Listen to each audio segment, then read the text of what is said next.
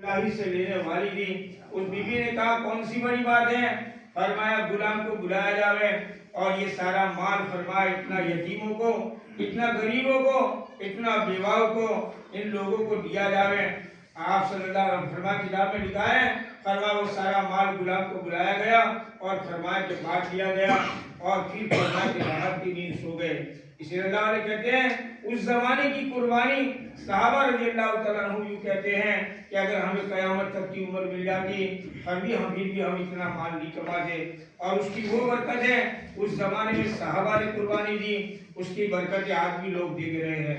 आज फरमाया हाजी हज के लिए जाता है मक्का और मदीना, कहा मक्का मदीना के अंदर कभी ऐलान नहीं हुआ कि इस साल खजूरें कम पकी है, हर एक हाजी को कम मिलेगी, कभी 5 केजी से ज्यादा नहीं मिलेगी।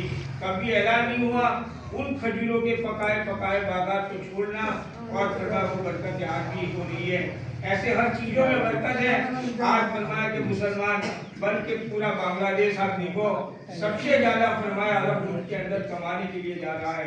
हर एक को आप क्यों जा रहे हो तो फरमाया वहाँ सर्विस के लिए, नौकर के लिए। हर एक अरब को जितने अरबी लोग हैं वहाँ पर हर एक को 4 बीवियाँ हैं। मेरा एक दोस्त है, हाँ यासीन करके है, वो अभी सऊदी से वापिस आया, हम लोग इस जमात में आए जो उससे पहले ही आया। मैंने पूछा तेरे जो सेठ का बॉस था उसको कितनी बीवियाँ दी? उसने कहा कि 4 बीवियाँ है और बच्चे बड़े, बोले 62 62 बच्चे कहा जाता है। तो फरमाया उस जमाने की कुर्बानी की बरकत वो आज भी देख रहे हैं, लोग कमा रहे हैं और वो खा रहे हैं। इसलिए हम दीन की मेहनत को अपना मकसद बनाकर करेंगे, अल्लाह हमारी रोजियों में भी ऐसी बरकत देगी।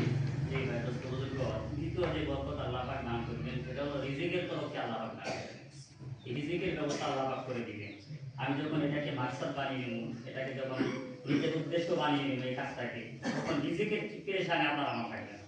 আল্লাহ পাকের যে জিম্মাদারি, রিজিকের জিম্মাদারি তো আল্লাহ তাআলার কাছে, এটা আল্লাহ পাক দিয়ে দিবেন। রিজিকের ব্যবস্থা আল্লাহ পাক আপনাকে আমার করে দিবেন।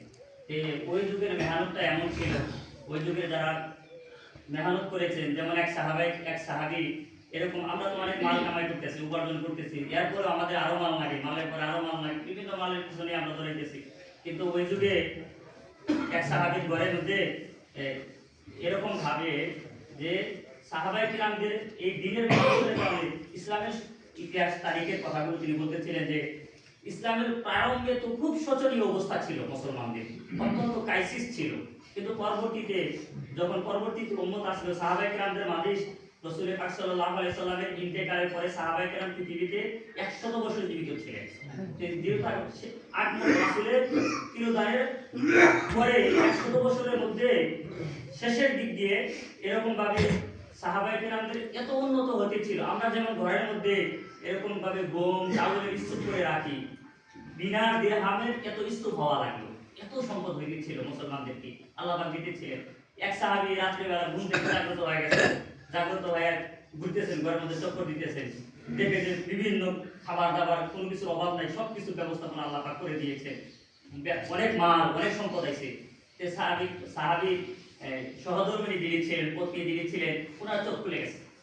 ওনার চোখ খুলে যাওয়ার পরে উনি দেখতেছেন যে সাহাবী জিজ্ঞাসা করছেন কি ব্যাপার, আপনি এরকম ভাবে ঘোরাফেরা করছেন, কি হয়েছে? এই মাল কোথেকে আসবে, এত সম্পদ কোথেকে এলো? এটা তো আমার জন্য বিপদ, এটা তো আমার জন্য মুসিবত হয়ে যাবো, এই বিপদ হয় কোথেকে? তাড়াতাড়ি নৌকর গোলামকে ডাক দিয়ে এনে এরকম ভাবে এই মালকে তাড়াতাড়ি করে বন্টন করে দিয়ে দিচ্ছে। তার তো তৎক্ষণাৎ দিলে বন্টন করে দিয়ে দিচ্ছে সাহাবী। ভয় পাইছে, আর তো মাল জমায় রাখতেছি, যত জমায় রাখতে পারি। সাহাবায়ে কেরাম এরকম যে যদি কিয়ামত পর্যন্ত হায়াত পাইতো তারপরও এই মালের পিছনে তারা দৌড়াইতেন না, মালের পিছনে তারা এরকম ভাবে দৌড় পারতেন না। সাহাবায়ে কেরামের কুরবানির পরে হাজী সাহেবরা ঢাকায় যায়, তারা হজ করতে গিয়ে যায়। প্রত্যেক হাজী অনেকগুলো খেজুর নিয়ে আসে, বিভিন্ন আসবাবপত্র নিয়ে আসে, কোনো কমতি নেই। খেজুরের কমতি আছে? যত হাজিরা নিয়ে আসে, কোনো সময় কি নিউজে খবরের শিরোনাম আসছিল যে সৌদি আরবে খেজুর কমে গেছে গা, শুনছেন আপনারা? নিউজে পাইছেন কি যে খেজুর নাকি আনা? হাজী সাহেব তো কত লাখ লাখ মানুষ যাচ্ছে, খেজুর নিয়ে গেছে, কোনো কমতি নাই। এরপরে আগের যুগের মানুষের এরকম ভাবে কামাই করে আমাদের মতো প্রত্যেকে এরকম ইনকাম করতে পারতেন না। ঘরের একজন ব্যক্তি ইনকাম করতে, কিন্তু অনেক লোক থাকতো, সদস্য থাকতো, সবারই থেকে ব্যবস্থা আল্লাহ পাক করে দিয়েছে, হয়ে যেত। এখন 4 জনের সৌদি আরব বিভিন্ন জায়গায় এক একজনের 4 জন করে বিবি সাহেব আছে, 4 জন করে সহধর্মিনী, কিন্তু একজনই। আল্লাহ পাক ওই যে সাহাবায়ে কেরাম কুরবানি করছেন, ত্যাগ দিয়েছেন, এর বরকতে আল্লাহ তাআলা চমকায় দিয়েছেন। সৌদি আরবকে কি করে দিয়েছেন?